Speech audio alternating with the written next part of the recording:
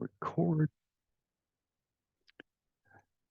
Greetings. This is session number 4 of an introduction to biblical prophecy. I'm Dr. John McMath. I'm joined here by my friends in Italy and in the Philippines. And we've been studying all kinds of things over the past couple of years, and it's all on Facebook and YouTube.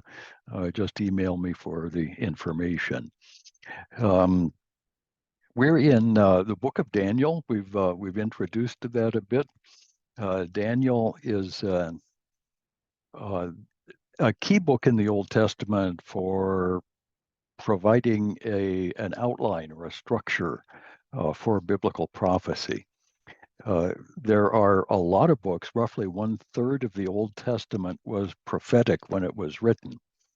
Some of those prophecies were for things that were going to happen really soon. The fall of Babylon, the destruction of Assyria. We've got a little book in the Old Testament, Obadiah, all about the fall of Assyria. Like, okay. And I think the main reason that little book is even in the Bible is that it provides a way to describe what the prophets were doing. The destruction of Assyria was far enough into the future that no one could really know for sure. I mean, the signs were around, but nobody could really know for sure how it would go down. And then when it happened, people could go back and read the book of Obadiah and see Obadiah's prophecy was literally fulfilled.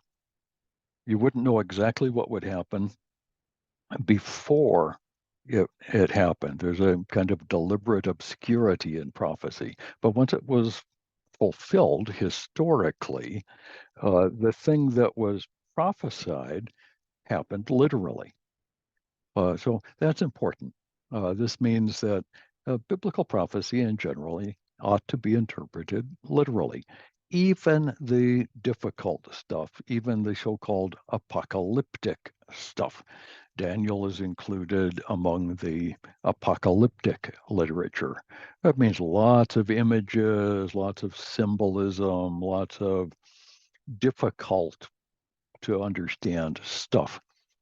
Fortunately, Daniel normally includes an interpretation of the vision so that we can know what Daniel is predicting. It's very helpful. Last week, we introduced the concept of the times of the Gentiles. And this is a term that appears first of all in Luke chapter 21. Jesus, talking to his disciples about the Temple Mount, predicted the destruction of Jerusalem and the destruction of the temple with that. This was fulfilled in 70 AD. But Jesus goes on to say, but this time of the Gentiles will continue until the end, and I return. So the time of the Gentiles goes from at least the time of Christ down to the end of history at the second coming of Christ and the initiation of the kingdom age, which includes 1,000-year kingdom and an eternal state, which are different but much the same. We're not going to argue about that too much right now. The time of the Gentiles then is a destructive time where a hostile foreign power has control over Jerusalem. That's the key. A hostile foreign power has control over Jerusalem. And during those years, there will be Gentile powers trampling Jerusalem. So who could that possibly be? If we try to start this at the time of Christ, what are we talking about? What does Rome continue to trample Jerusalem for 2,000 years? Well, I don't think so. The Roman occupation of Jerusalem stopped in 640 AD when the Arab invasion happened. And it's been Arabs ever since then. So how does that fit into anything? If we go back to Daniel, one of the things we're going to notice is a shift in language between chapter 1 and chapter 2. Chapter 1 is in Hebrew, and it's introduced by the year of the king of Israel. In chapter 2, there's a shift to Aramaic, the language of Babylon, and a shift in the dating to the year of the Gentile king. Throughout the rest of the Bible, from Daniel chapter 2 until the end of the New Testament, all of the dates are given in terms of the year of the Gentile king. It appears to me and to most conservative Bible scholars that the book of Daniel is an explanation of the structure of the time of the Gentiles, the time during which the Gentile powers will occupy and trample down in a hostile way the city of Jerusalem and the Temple Mount. So what we're looking for is the nature of that structure. So we're going to start out in chapter 1, and oh my goodness, I came to my seat without my Bible. Not a good look.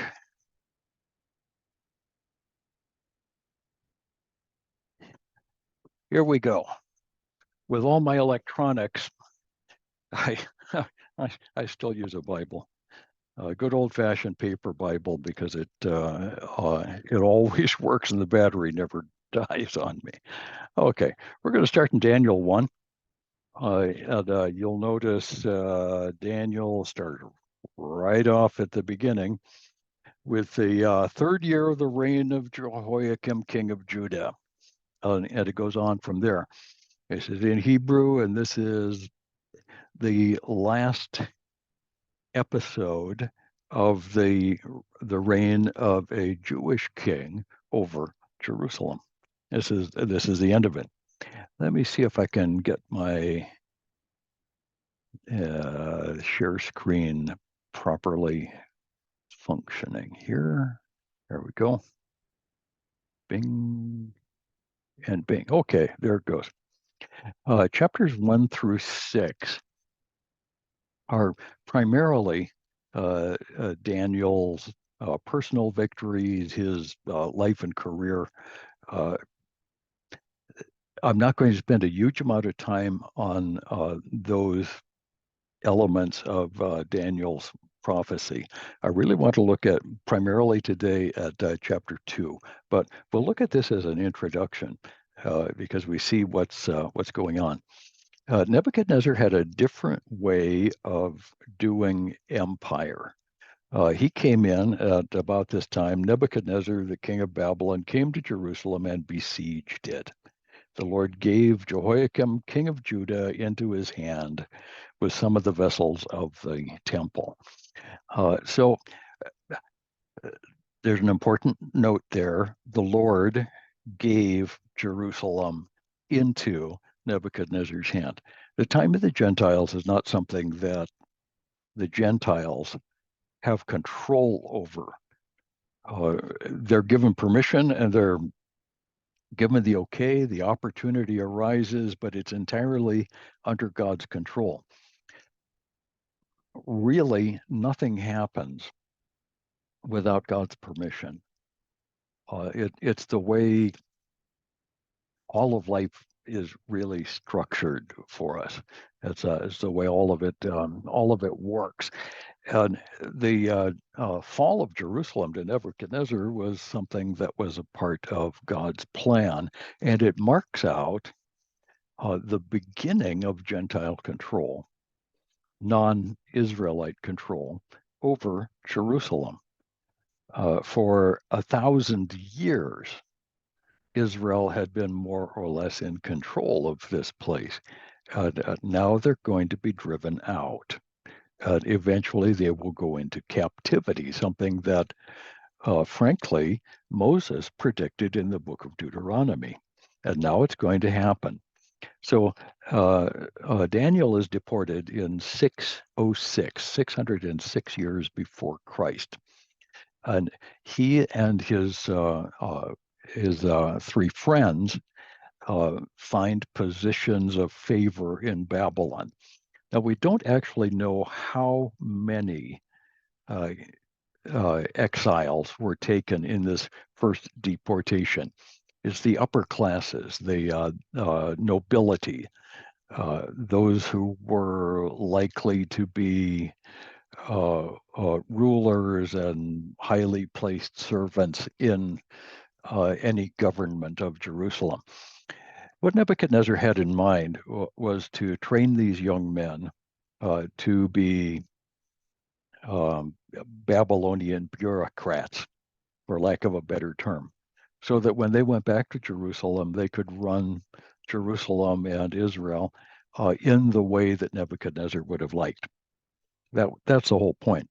Other empires were built in much the same way. The Egyptians tried to control Canaan in just that way. It would bring the young nobility back to Egypt, train them in the Egyptian ways, and then send them back to take over as kings of these various little city-states. Nebuchadnezzar was doing this on a larger scale, and he was doing it all over the ancient world. He controlled all of Mesopotamia, Syria, down into to Egypt, north into Asia Minor, up into the Iranian plateau. Nebuchadnezzar really had quite the extensive empire, and he did the same sort of program for all of the places he conquered. Young noblemen were brought back to Babylon to be trained. So Daniel and his three friends are in this, and they're obviously noblemen, and they're going to be trained in everything that they need. So they were going to learn the literature and the language of the Chaldeans, which is actually quite a difficult thing. It was still being written in cuneiform at this time, which was very, very difficult writing. So they were going to get a Babylonian education, the whole thing. They also were given Babylonian names. And so the names, Daniel was called Belteshazzar, Hananiah was called Shadrach, Mishael was called Meshach, and Azariah was called Abednego. Okay, well, that's not bad until you start understanding what the names mean. The Babylonian names are all God-bearing names. The scholarly term there is theophoric, names that contain the name of a god. And Abednego, for example, is servant of the god Nebo, which is not such a great name for a Jew to have. Now, through the rest of the story, the Daniel continues to be called Daniel, and the three young men are not called by the Hebrew names, but they're called by their Babylonian names, Shadrach, Meshach, and Abednego. And those are Babylonian names, and you wouldn't like the translations of those. They're actually rather they're charged. They're not disgusting, but they're not good names. They're not names that Christians would call their children. It would be bad. But the three of them, actually the four of them, took the names. Call us what you want. We know who we are. They accepted the education because at their age, they were already 16 or 18 years old. they had already had a Jewish education. They'd gone through all of the steps. They knew the Bible, and they knew their Jewish history, and that would serve them well. And they could learn additional stuff, and some of the Babylonian uh, science and literature and the rest is not harmful. You can read that, and it's fine. What they stopped at was the food. And people argue about the food. They said we don't want the king's rich food. Instead, we'll eat salad and water. And, uh, and the servant that was in charge of this was aghast. He thought, well, you've got to eat. You've got to eat to keep your strength and to stay strong and so on. They refused that. I suspect that they refused the food because that would, because good food is really tempting, and you do a lot to hang on to the good food. But there's no such thing as a free lunch. Uh, we always say there's no such thing as a free lunch. When somebody offers you a lunch meeting to talk about something, he's always trying to get something from you. He's trying to sell something. He's trying to talk you into something. Uh, and there's no such thing as a free lunch. And you feel an obligation to someone who feeds you well. Yeah, I've been through that before. I've sat through very, very nice meals only to get a pitch for some project or another. And I always have to say no, but it's tempting because you could get used to living like that. I suspect that's it. Some have argued that this is primarily kosher laws. I'm not at all sure that the Talmudic kosher laws were in place at this time. Uh, Perhaps there is an issue here, particularly with pork and sea fish or shellfish. I don't know. But they wouldn't take the food. They were tested after a while and found to be in great condition and full of wisdom and skill. So at the end of chapter 1, we've got Daniel looking very well and set up for service within the Babylonian bureaucracy. By the time we get to chapter 2, we've got something very interesting going on because it really changes. In the second year of the reign of Nebuchadnezzar, okay, there's that line. This is the point in the book where the Aramaic language begins, the language of Babylon. Now it's written in the same script. Matter of fact, the script that we now use for Old Testament Hebrew is called the Aramaic square script. And Aramaic was the language of the entire Babylonian Empire. The people of Israel went to Babylon, and of course they continued to use their Hebrew when they set up their synagogues and the rest, when they read their Torah.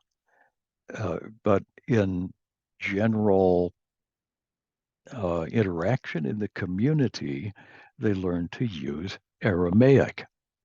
And very interestingly, by the time of Christ, Aramaic continued to be the standard language of the entire Near East. It outlasted the Persians, who spoke a form of language we call Farsi. It outlasted the Greeks, although some of the Jews in Egypt did in fact learn Greek, and Greek was a common language in the whole Mediterranean world. And they didn't ever begin using Latin, which was the language of Rome. Uh, Aramaic was the common language. It was the language everyone used. The Babylonian Talmud, which is the rabbinic study of Old Testament law and interpretation of law, is primarily Aramaic. I've got the Hebrew text in the middle of the page and then Aramaic commentary all the way around it. So Aramaic is a different language. It's related to Hebrew, read in the same direction, but it's pronounced very differently, and many of the words are different. Much of the grammar is different. So it's like the difference between Italian and Spanish. Not much, but enough that you know it's a different language. And Aramaic is very much like that. So Nebuchadnezzar had a dream, and it was troubling to him, and his sleep left him. Um, dreams are funny things. Dreams normally um, are a sleeping overview of something that's going on in your regular life. Something going on in life, and the dream brings it up. Uh, so we don't really know what was bothering Nebuchadnezzar, but he had this dream, and it describes uh, the future, something that's about to happen. So he calls for all of his assistants, and in this session we're going to find actually 6 different kinds of wise men. He called for all his wise men. Wise men. He called for magicians, and a magician is literally an engraver, somebody who writes spells on a stone tablet or a clay tablet. Sometimes a magic worker. Particularly, the magicians were expected to have specialist knowledge about things. They were supposed to be really, really smart. A second wise man is called an enchanter, different than a magician. The enchanter is sometimes called a necromancer or a medium. The medium could speak with the dead, or claimed to. The same as the magic worker who could cast spells to make things happen. He claimed to, whether he could or not was something else. The enchanter or medium could speak with the dead and get information. The sorcerer is the third kind of wise man. He's literally a chopper. The word sorcerer means one who chops up herbs and spices. He works his magic by handing out potions for various love potions, hate potions, whatever he has to make. The fourth wise man that we find in the passage is the astrologer or Chaldean. The astrologer was a learned man. He tracked the motions of the stars. He interpreted dreams. He could predict the future based on the movement of the stars. So an important character in any ancient course. The fifth wise man is the wise man himself. And this word means a counselor or a predictor of the future. A wise man could predict the future based on trends that he saw in the present world. So in the modern world, we'd call these people weathermen or economists. Okay, so the weatherman looks at the weather. He looks at the sky. He looks at the map. He checks the wind speed and the temperature and the humidity. And he says there's a 20% chance of rain tomorrow through 4 o'clock in the afternoon. Now, how does he know a thing like that? Well, he's looking at the trends and based on his knowledge, he's predicting the future. That's what a wise man could do. Or an economist will say, inflation seems to be rising. I predict a recession within 1 year. Okay, he's making a prediction based on his experience, looking at the trends. Then there's a sixth kind of wise man, the diviner. The diviner did work with animals. Sometimes he would kill the animal and examine the entrails to predict the future. Sometimes he would watch what animals did, like ants or birds, and predict what would happen next. Yes, interesting kind of a thing. The diviner. Which one was Daniel? I would put Daniel down as the wise man, the counselor, prognosticator. He probably was not officially an astrologer, but he seems to have had a fairly well-developed ability to interpret dreams. Now, this was God-given. Not he wasn't using the tricks that the astrologers used. So Nebuchadnezzar calls for everybody. He called to the Chaldeans or astrologers, and they said, "O king, live forever. Tell us your dream, and we'll tell you the interpretation," which is a really easy thing to do. If I tell you my dream, you could probably ask me some other questions about what's going on in my life, and you can interpret that dream. It isn't that hard. And modern psychologists do that. They use dreams. If you can tell them what you were dreaming about, it can probably help you work out whatever problem that's about. Uh, when I have nightmares anymore, which is fairly rare anymore, but when I have nightmares, I tend to be dreaming about taking trips with groups of students. I'll be on a railroad train in Europe someplace with 25 students, and all kinds of bad things will be happening, and I can't do anything about them. And that's the kind of dream I have. So I told this to a psychologist friend of mine one time, and he said, "Well, sounds like you need to stop taking trips with students." I said, "Yeah, well, you're probably right." Uh, Daniel uh, wasn't initially called. The other wise men came in, and they said, "You got to tell us your dream first." But the king didn't trust them, so he said, "You got to tell me what I dreamed, and then what it means." Well, that's impossible. How can you guess what what the king dreamed? That's something nobody can do, except the gods who live in heaven. Okay, and that's the way it's going to come out. Uh, the astrologers were afraid.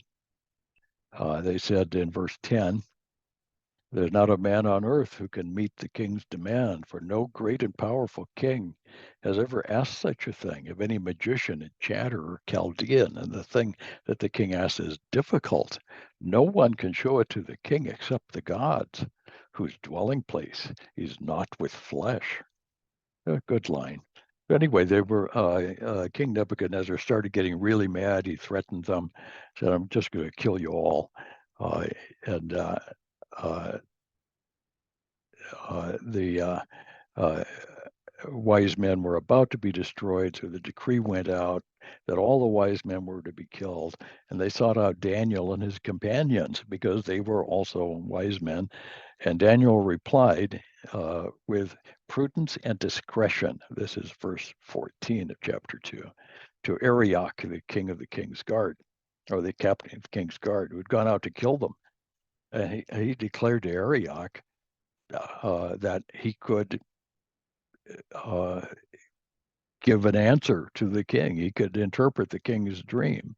So Daniel went into the house and made the matter known, and he prayed. And then the mystery was revealed to Daniel. So Daniel said, "Blessed be the name of God forever, to whom belongs wisdom and might. He changes times in season and removes kings and sets up kings, gives wisdom to the wise and knowledge to those who have understanding. That's verse 21. That seems to be the point of the whole thing. God is the one who raises up kings, who brings kings down. The time of the Gentiles is going to happen in God's timing and with God's people in place. These are, for the most part, fairly evil people. This is not a good and pleasant, wonderful thing. This is God's plan for the future, at least at this point, 2,500 years worth of future for Israel. So all of that is done, and therefore Daniel went to Arioch. Arioch brought Daniel before the king. That's verse 25, and takes credit for finding him, of course. And Daniel answered the king and says, no wise man, verse 27, enchanters, magicians, or astrologers can show the king the mystery. But there is a God in heaven who reveals mysteries. So Daniel interprets the dream in verse 31. You saw, O king, behold, a great image, a statue. The word image normally means an idol. And in chapter 3, we're going to see Nebuchadnezzar set up an idol. So you've got this great image, mighty and exceeding brightness, and it stood before you, and its appearance was frightening. The head was of gold, the chest was of silver, middle and thighs of bronze, and the legs of iron. Its feet, partly of clay, partly of iron. And as you looked, a stone cut without hands struck the image on its feet of iron and clay, broke them in pieces. Then the iron, clay, bronze, and silver and gold all together were broken in pieces and became like chaff that the summer wind blows from the threshing floor. But the stone that was cut without hands struck the image and had struck the image, became a great mountain and filled the earth. That was the dream, O king. Now, here is its explanation. So we go on into the explanation of the dream. This is the helpful part. Look at what Daniel actually reveals. He says, you, O king, are the head of gold. In other words, Babylon, Nebuchadnezzar's kingdom, is the golden head. Now, that doesn't mean that Nebuchadnezzar was going to turn into a statue, but it means that Babylon is the first kingdom in a sequence that's going to go on. This is the beginning of the time of the Gentiles, for Babylon will trample down the Temple Mount. Nebuchadnezzar will eventually destroy the temple in Jerusalem, and the Babylonians will control Jerusalem until history moves on. The second, the silver torso, is less impressive. It's a lesser kingdom, and it will take the place of Babylon. Now, it's not named in chapter 2, but by the time we get to chapter 7 and 8, it's clear that the next in line is the kingdom of Media Persia, or simply Persia for short. Persia is modern Iran and has always been potentially the great power in the region. Lots of resources, place for lots of people, a lot of desert that can't be inhabited, but a lot of resources out there. So Media and Persia combined together to form the Persian Empire and took over Babylon in 537 BC. After the silver comes the thighs of brass. And we know from chapter 7 and 8 that the king, the fast-moving king who destroys the Persian Empire is Alexander the Great. He is the beginning of this brass thighs period, the Greek Empire. Now, the Greek Empire is kind of difficult, and when we get into chapter 7 and 8, we're going to see how it interfaces with the kingdom of Rome. The iron legs are an unidentified a fourth kingdom that follows the third kingdom that starts with Greece. Traditionally, amongst conservative scholars, we have said Babylon, Persia, Greece, followed by a fourth kingdom, Rome. There's some problems with that. It it basically it doesn't work very well. And I'll show you some diagrams in the next couple of slides that I hope will make this clear. But basically, to say that Greece is the third kingdom and Rome is the fourth kingdom ends the dream much too early. We're about 1400 years early. And we have to fill up a whole bunch of time. And how do we do that? Some have said that the Roman Catholic Church is the fourth kingdom, the reincarnation of Rome. But you have to ask yourself, if Rome is the fourth kingdom, how is it that the Roman Catholic Church gets so angry with Israel that they set up a worldwide war of Armageddon to conquer Israel and take over the world? And how is the Antichrist associated with the Roman Catholic Church? I mean, it's a very strange idea and was very popular at the time of the Reformation and after. I still hear it preached today. Some have said that it's simply Europe, the European common market. Way back in the day, 50 years ago, we were all excited about the European common market, the European Union. And there were three, and then there were five, and then there were seven, and finally there were 10, and everybody was excited. This is it. This is the 10-nation confederacy, the 10 toes of the feet of the statue. Then there were 11, then there were 14, now there are what, 28? I mean, how do you keep track of them anymore? And why would the European common market want to start a war in the Middle East? It doesn't make very good sense on much of any level.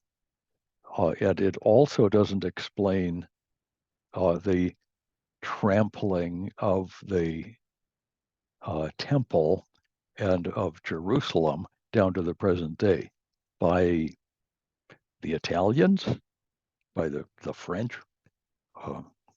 How is that? How does that make any sense at all? It actually doesn't. Some have suggested some other things. Perhaps the 10 toes are actually 2 feet, and you've got the communist world versus the Western world, and they get together and have a big fight outside of Jerusalem. Why would they do that? And a lot of it just doesn't make very good sense. When we step back into this and begin to understand the larger biblical pattern, we find that the term nations, when Jesus talked about the time of the Gentiles, he was talking about the time of the nations controlling Jerusalem. Well, what did Jesus mean by the nations?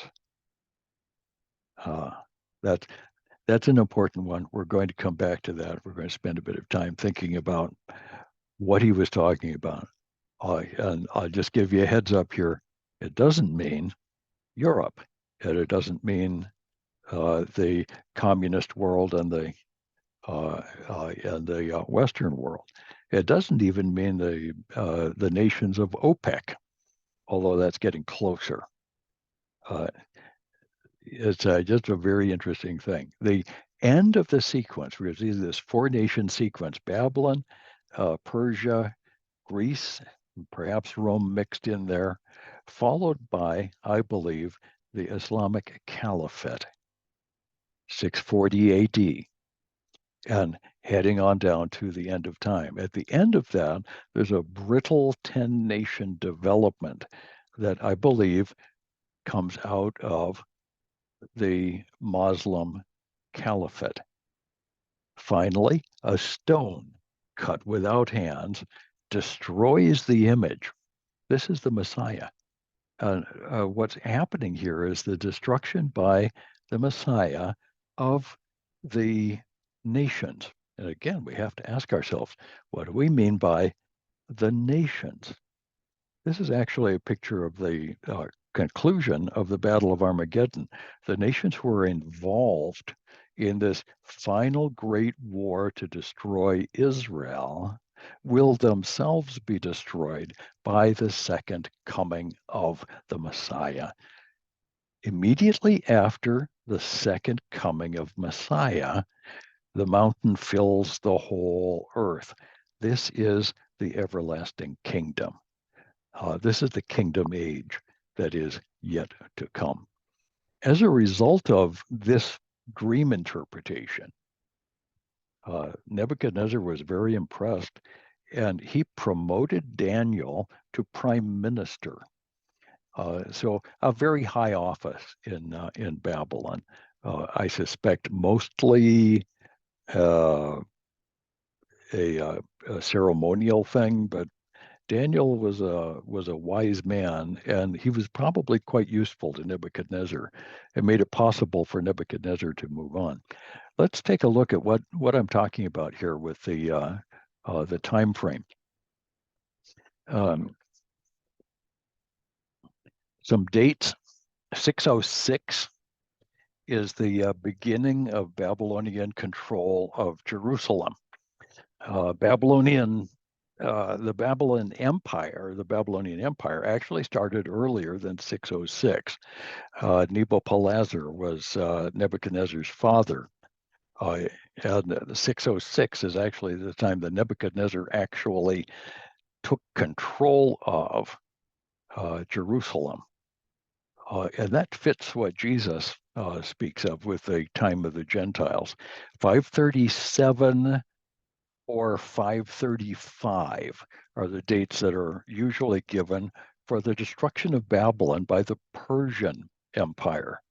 We know that Alexander the Great conquered the Persian Empire in around 330 BC.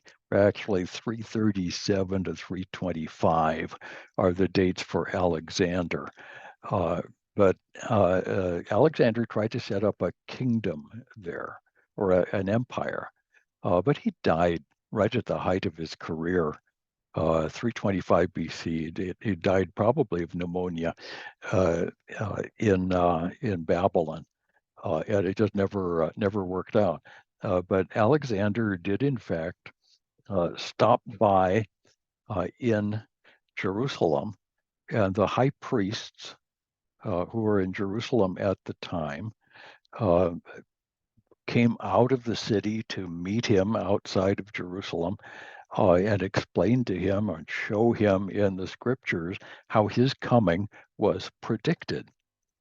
So even in 330 BC, the book of Daniel was available, and it was studied by the priests in Jerusalem, and they knew that one of these days a great king would come from the west and drive out the Persian Empire.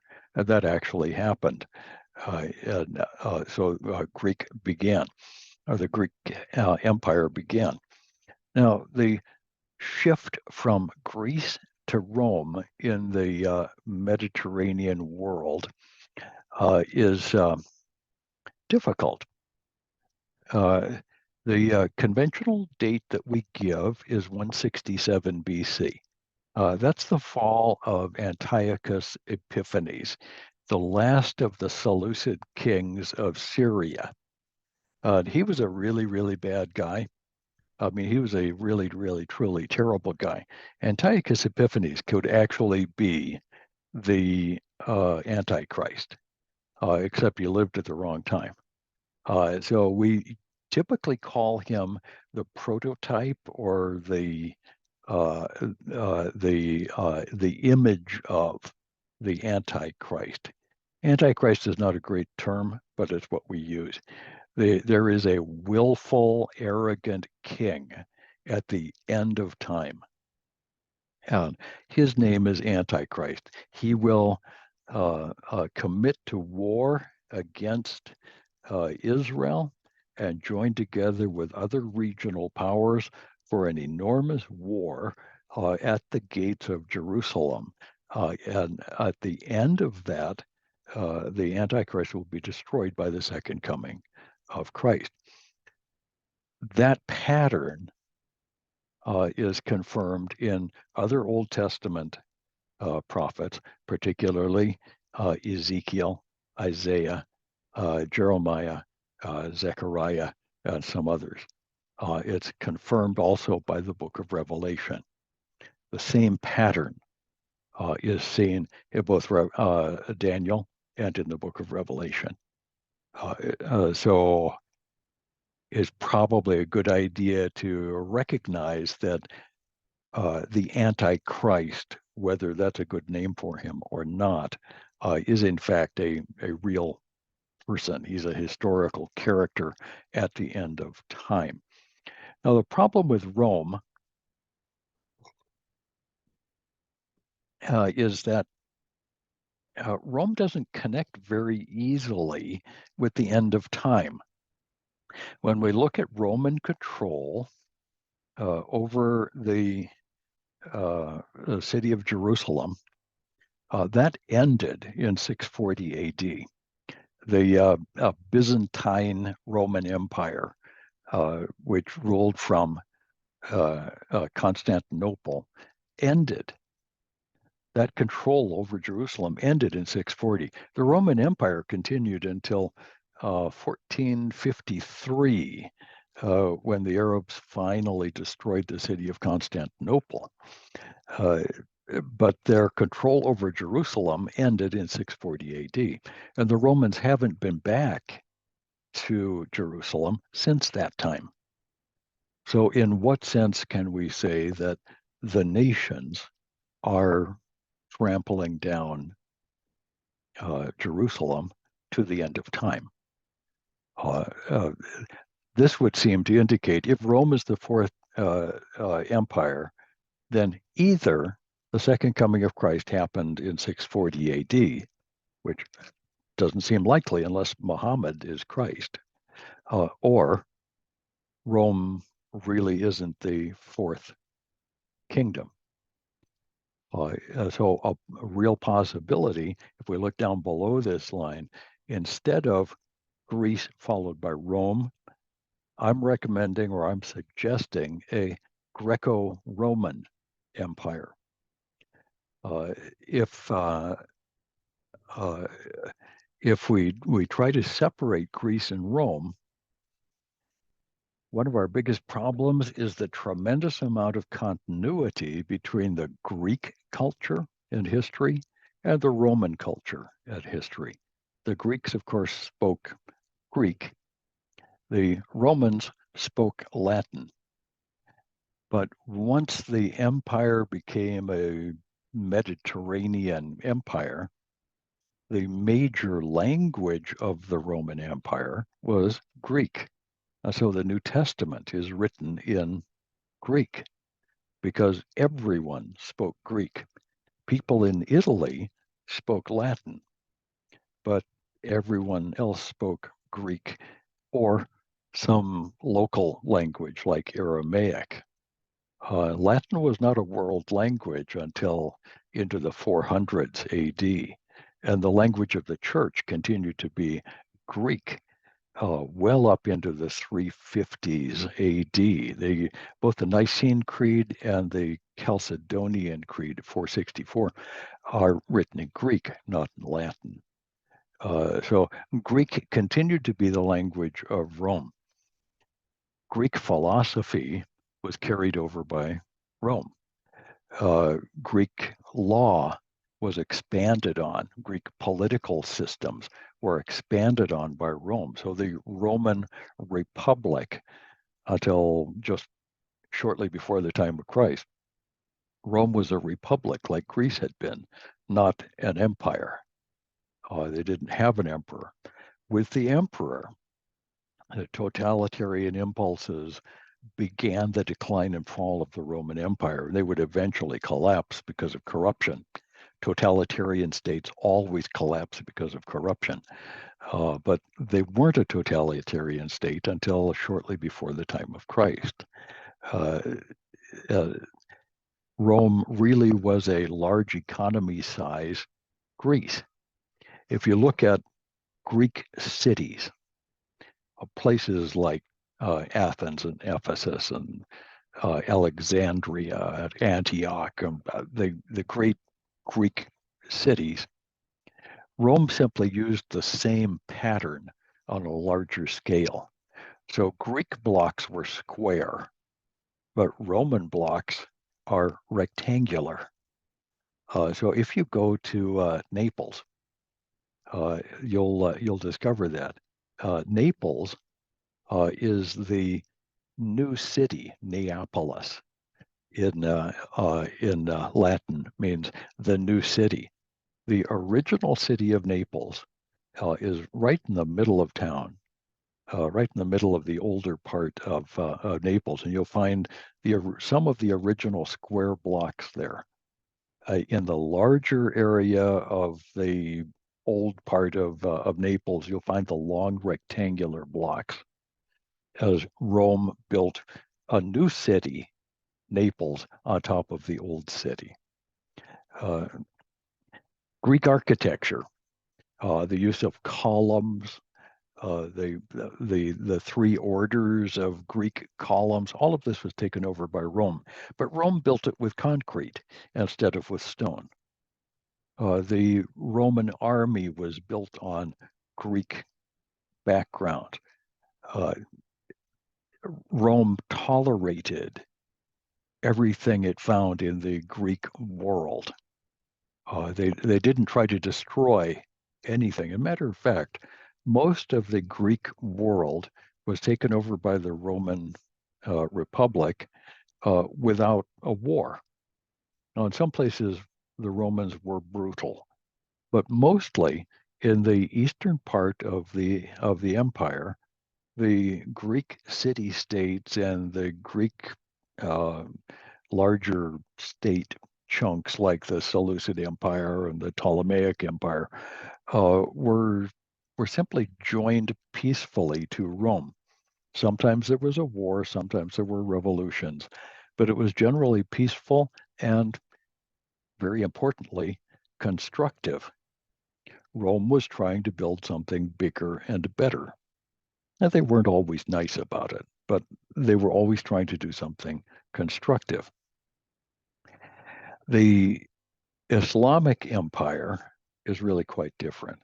When we get to chapter 7 and 8, I'm going to argue that the fourth beast of the four beast sequence is not Rome. It doesn't fit the description of Rome at all. It better fits the kingdom of Islam. And so I'm going to argue that we have from approximately 330 BC until 640 AC, AD, a Greco-Roman empire. Greece, with Rome tacked on, going all the way to 640 AD. Islam began to trample down the Temple Mount in 640 AD. They are still there today. The Islamic authority based in the nation of Jordan is called the Waqf, W-A-Q-F, I believe. It's almost unpronounceable for most of us in the West as an Arabic term that means the religious authority. And they have the power to say who can go on the Temple Mount and who can't. The Israelis have gone along with that all through the existence of the Israeli state. We're now 75 years into the existence of an independent Israeli nation, but the Israelis continue to allow the Muslims to control the Temple Mount. The Gentiles continue to trample down Jerusalem. If Islam is the fourth kingdom, then everything is harmonized. The Greco-Roman control ended in 640, and the Arabs have controlled the Temple Mount to the present day, and it all works out.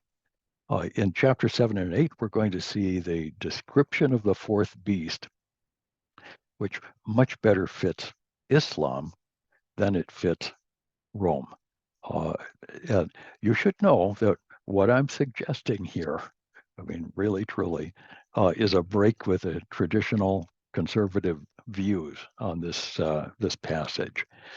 There are several writers who've gone this way, and the research that I'm doing is an expansion, actually, looking at the biblical roots of this and the historical fulfillment of this to see if I'm right. I may or may not be right, but I think this understanding fits the data we have in the Bible much better than a Rome fulfillment. I think Islam takes us down to the time of the end, not Rome. So one last thing. Okay, we've mentioned the 10 toes, probably 10 nations. The 10 toes are probably 10 nations.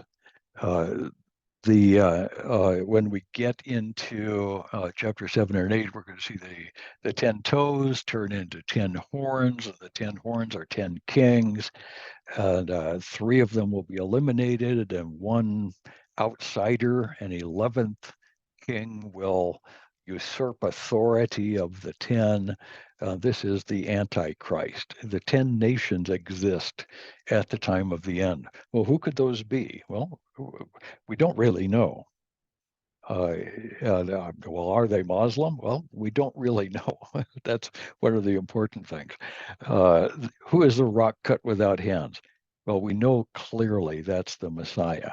By the time we get into chapter 7 and 8, we're going to see the messianic appearance. We're going to see the closing battle. We're going to see the beginning of the messianic kingdom.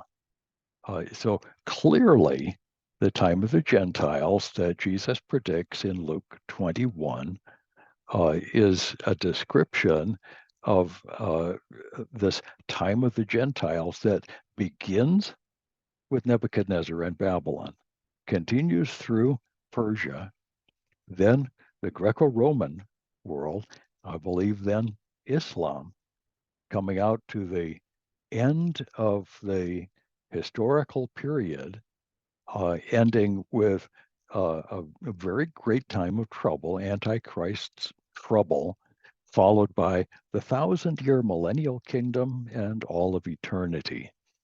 I think that's the way it works out. I think that's going to end up making the best sense of what we actually see here. Let me see if I can kill this. I'm going to call this good. We're going to declare victory here and head for home, but I'm going to unmute everybody. Next Wednesday, we're going to continue at chapter 3. I'm going to go rather quickly through some of Daniel's personal stuff, but I want you to see the importance of Daniel's interaction with Nebuchadnezzar and then with the Persian king to this larger historical structure that the prophets seem to be describing. Yes, I know it's a lot to swallow, and it's different from what you hear in many other places. But I hope that you find it helpful. Okay, we'll see you next week. Love you all, and we'll take off now. Donna isn't here. Donna ran into town with Deborah so that we wouldn't have to put up with the racket of a little kid running about the house. But we love Deborah, but those of you who've got little kids at home know exactly what I'm talking about. So love you guys. We'll see you. Bye-bye, Dr. John. Bye-bye, everybody. Thank you, Dr. John. Thank Bye-bye. you. Bye-bye. All right. Bye-bye, Dr. Brother John. Oscar, I see that you're there. Hey, you're not, you Bye-bye. haven't gone back yet. Good to see you, my friend. Okay. Bye-bye, everybody. We'll see you next time. Ciao, ciao. Good night. Bye. Bye, Don. Bye-bye. Good Bye, morning. Don.